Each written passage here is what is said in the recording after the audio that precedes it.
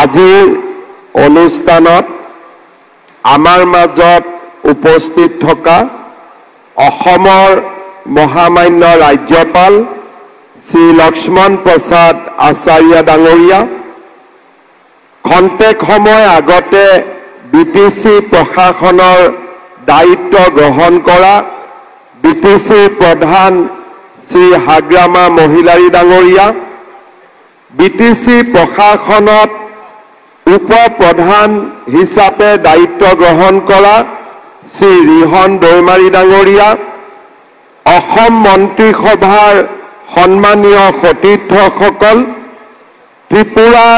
ত্ৰিপুৰা মথা দলৰ সভাপতি আৰু head of the royal house of Tripura Shri Pradyot Bikram Manikya Deb Barman ডাঙৰীয়া, আমাৰ মাজত উপস্থিত কাৰ্বি আলং, ডিমা হাছাও, মিচিং অট'নমাছ কাউন্সিলকে আদি কৰি ৰাজ্যৰ বিভিন্ন আমাৰ জনজাতীয় স্বায়ত্তশাসিত পৰিষদৰ পৰা অহা প্ৰতিনিধিসকল আৰু অসম চৰকাৰ তথা বিটিচিৰ বিষয়ববীয়াসকল, MCLA সকল, উপস্থিত ৰাইজ, আই মাতৃসকল আৰু যুৱক যুৱতী বন্ধু বান্ধৱীসকল, আজিৰ এই সুন্দৰ দিনটোত মই পোনপ্ৰথমে বিগত বিটিচি নিৰ্বাচনত অত্যন্ত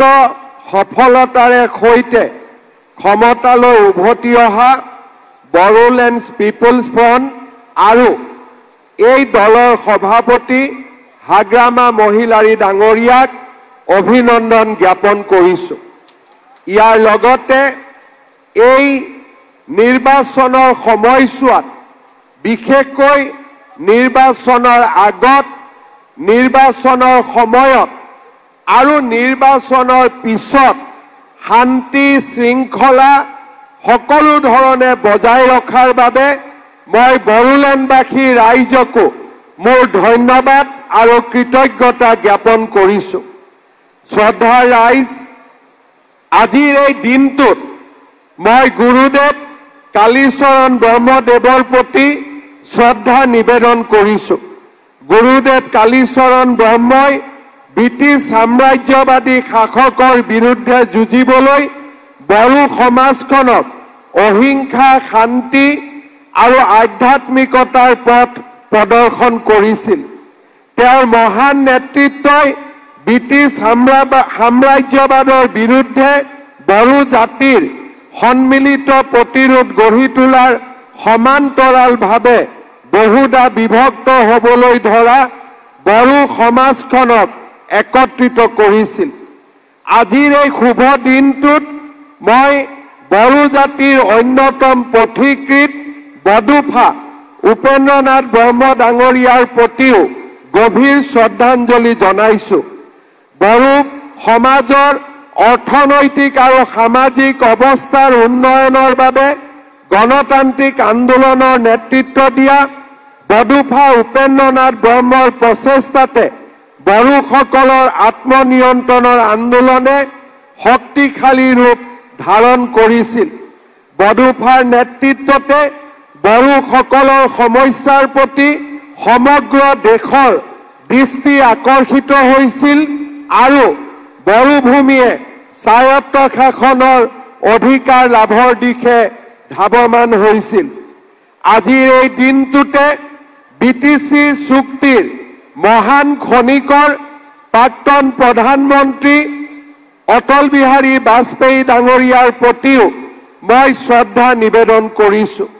আজিৰ এই দিনটো আমাৰ বাবে এটা অত্যন্ত আনন্দ আৰু স্মৰণীয় দিন, কিয়নো গণতান্ত্ৰিক ব্যৱস্থাৰে আজি বিটিচিৰ এক নতুন পৰিষদ গঠন হৈছে আৰু বিটিচিৰ মুৰব্বী হিচাপে হাগ্ৰামা মহিলাৰী ডাঙৰীয়াই শপত গ্ৰহণ কৰিছে। বড়োলেণ্ডবাসী ৰাইজৰ আনন্দৰ লগতে আজি ভগৱানেও ওপৰৰ পৰা পুষ্পবৃষ্টি কৰি হাগ্ৰামা মহিলাৰী ডাঙৰীয়াক আশীৰ্বাদ প্ৰদান কৰিছে। মই নিশ্চিত যে বড়ভূমিৰ ৰাইজৰ আশীৰ্বাদেৰে হাগ্ৰামা মহিলাৰী ডাঙৰীয়াই অনাগত 5টা বছৰ বিটিচিক যোগ্য নেতৃত্ব দিব। বিটিচিৰ যি শান্তিৰ প্ৰক্ৰিয়া তাক অব্যাহত ৰাখিব। উন্নয়ন আৰু বিকাশৰ এক নতুন দিগন্ত ৰচনা কৰিব। অসম চৰকাৰে সকলো দিশৰ পৰা হাগ্ৰামা মহিলাৰী ডাঙৰীয়া যাতে সফল হ'ব পাৰে, অসম চৰকাৰে হাগ্ৰামা মহিলাৰী ডাঙৰীয়াৰ নতুন প্ৰশাসনক সম্পূৰ্ণ সহায় আৰু সহযোগিতা আগবঢ়াব। তাৰ প্ৰতিশ্ৰুতিও মই চৰকাৰৰ হৈ আজিৰ সভাতে স্পষ্টভাৱে বড়ো ৰাইজৰ আগত, বড়োভূমিৰ জনগণৰ আগত প্ৰকাশ কৰিছোঁ। প্ৰত্যেকটো নিৰ্বাচনৰ সময়ত নিৰ্বাচনৰ প্ৰতিশ্ৰুতি দিয়া হয় আৰু BPFৰ মুৰব্বী হিচাপে হাগ্ৰামা মহিলাৰী ডাঙৰীয়ায়ো বড়োভূমিৰ ৰাইজক প্ৰতিশ্ৰুতি আৰু আমাৰ বড়োলেণ্ডক আগুৱাই যোৱাৰ প্ৰতিশ্ৰুতি প্ৰদান কৰিছিল। মই বিশ্বাস কৰোঁ যে অসম চৰকাৰ আৰু BTC প্ৰশাসনৰ মাজত সহযোগিতাৰ মাজেৰে আমি BTC ৰাইজৰ আশা আৰু আকাংক্ষাক বাস্তৱত ৰূপ দিবলৈ সক্ষম হ'ম। আমাৰ বড়োলেণ্ডত BTC প্ৰশাসনৰ সমান্তৰালভাৱে অসম চৰকাৰেও বিভিন্ন কল্যাণমূলক আঁচনি গ্ৰহণ কৰে।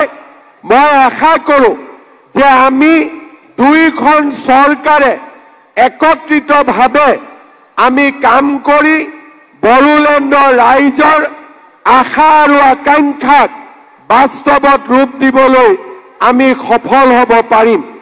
শ্ৰদ্ধাৰ ৰাইজ, আজিৰ এই দিনটোত মই বড়োবাসী ৰাইজক, বড়োলেণ্ডৰ ৰাইজক এটাই অনুৰোধ জনাম।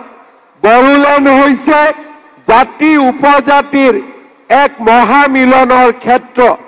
সমগ্ৰ অসমৰ 26টা জনগোষ্ঠীৰ লোকে এই বড়োভূমিত বাস কৰে। আমি বিচাৰোঁ জাতি উপজাতিৰ মাজত সমন্বয়ৰ সাঁকো নিৰ্মাণ হওক, প্ৰতিগৰাকী ৰাইজে উন্নয়নৰ অধিকাৰী হওক আৰু প্ৰতিগৰাকী ৰাইজৰ মাজত সমন্বয়, মৰম আৰু চেনেহৰ মাজেৰে এই বড়োভূমি উন্নয়নৰ পথলৈ আগুৱাই যাওক। পুনৰ এবাৰ মই অসম চৰকাৰৰ হৈ আজি BTCৰ মুৰব্বী হিচাপে শপত লোৱা হাগ্ৰামা মহিলাৰী ডাঙৰীয়া আৰু উপ মুখ্য প্ৰধান হিচাপে দায়িত্ব লোৱা ৰিহন দৈমাৰী ডাঙৰীয়া আৰু বড়োলেণ্ডৰ সদ্য সমাপ্ত নিৰ্বাচনত নিৰ্বাচিত হোৱা প্ৰতিগৰাকী MCLক উষ্ণ অভিনন্দন জনাই মই মোৰ বক্তব্যৰ সামৰণি মাৰিছোঁ। জয় হিন্দ, বন্দে মাতৰম।